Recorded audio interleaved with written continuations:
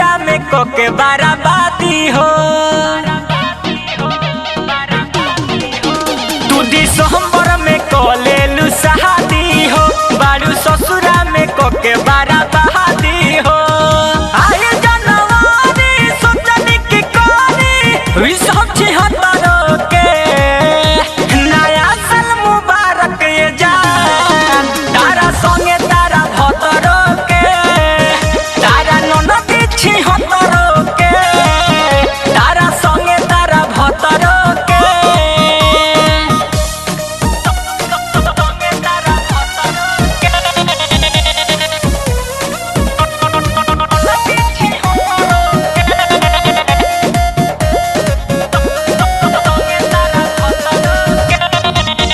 जब चढ़ल रहे 21 हो, दुनु गलिया बदल रहू किस हो, तहारा बरल रहे वही दिन खीस हो, जब कस के दिले रही मिस हो, याद बनू।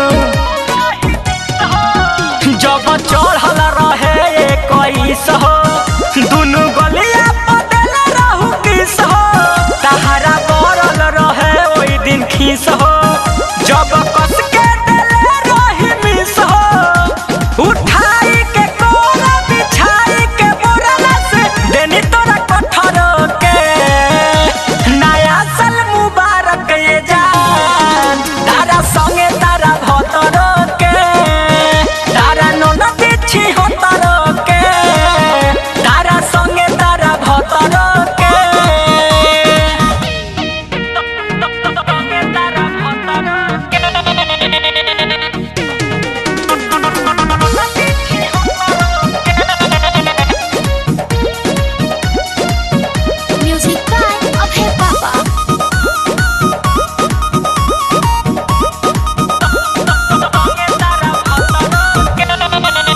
याद कर तू बतिया कुल हो, दिल रोनी पिछला साल फूल हो, बुलेट राजा से कॉल तू मीटिंग हो, बानी वेटिंग में देवे लगी रेटिंग हो।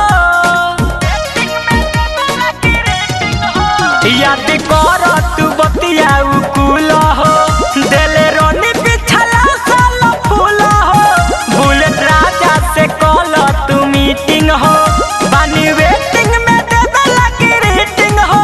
साथ छोड़ा लू हमारे हाथ दिल रानी फार सुना पंडित जी के पत्रों के नया साल मुबारक ये जान, तारा संगे तारा भतरों के, तारा ननद छिहत्तरों के, तारा संगे तारा भतरों के। तू दिसंबर में कोलेलू शादी हो, बारू ससुरा में कोके बाराबादी हो। आए जनवरी सोचनी की कोनी सब छिहत्तरों के नया साल मुबारक ये जान, तारा संगे तारा भतरों के, तारा ननद छिहत्तरों के, तारा संगे तारा भतरों के। जा नाश को दिलू। Ambe recording studio Delhi.